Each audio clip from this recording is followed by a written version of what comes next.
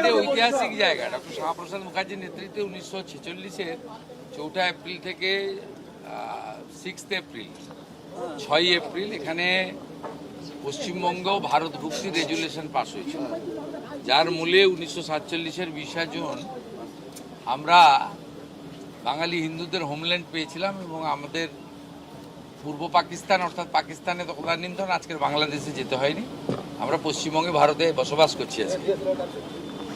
বাবা তারকনাথের দর্শন করতে পারছি, বাবার মাথায় জল ঢালছি, প্রণাম করছি, কপালে চন্দন লাগাতে পারছি। ঐতিহাসিক জায়গা। এখানে আমরা তারকেশ্বরে যেহেতু ডক্টর শ্যামাপ্রসাদ মুখার্জি রেজুলেশন নিয়েছিলেন সেই জায়গা এবং সামনে 20 জুন, এটা নিয়ে আমাদের কিছু পরিকল্পনা আছে।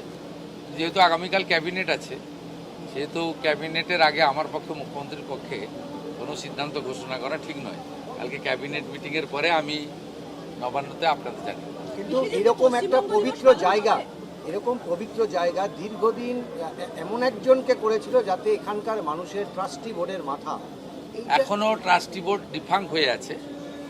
আমি আজকেই মাননীয় মন্ত্রী অগ্নিমিত্রা পাল এবং প্রধান সচিবকে নির্দেশ দেব যে এখানে একজন এডিএম আছেন অনুজ প্রতাপ, তাকে আমরা প্রশাসক করছি।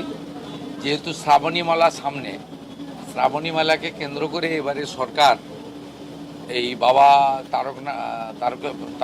তারকেশ্বরের যে পবিত্র ভূমি, এর যে শ্রাবণী মেলায় যে ভক্ত আসেন, তাদের জলযাত্রীরা আসেন, তাদের সুবিধার জন্য একটা বড় ব্যবস্থা নেওয়া হচ্ছে। এবং আশু তারকেশ্বর মন্দিরকে কেন্দ্র করে আমরা কিছু কাজ করব। প্রথম তো ওই পবিত্র পুকুর পাড়ে সব রং করে রেখেছে, রঙের কালার তো পরিবর্তন আগে করা দরকার। ওগুলো ঠিক আধ্যাত্মিক বা সাত্বিকতা বা আমাদের সংস্কৃতির সঙ্গে মানানসই রং নয়, ওটা আগে করতে হবে। চোখে লেগেছে।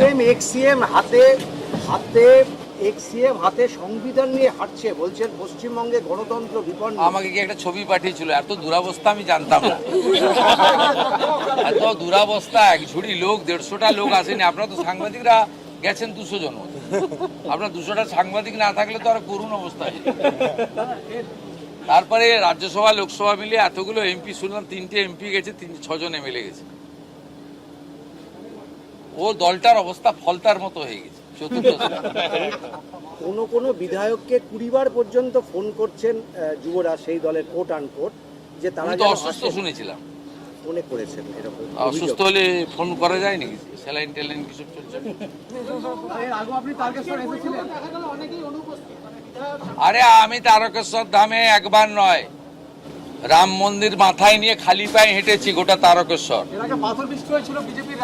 আপনি জানেন না, এখানে যেদিন ওই যেটাকে লোক হারিয়ে দিয়েছে 31,000 ভোটে, ও রাম মন্দিরকে অপমান করেছিল, আমি খালি পায়ে গোটা তারকেশ্বর শহর আমার হাঁটা আছে 4 কিলোমিটার। এবিপি আনন্দ, এগিয়ে থাকে, এগিয়ে রাখে।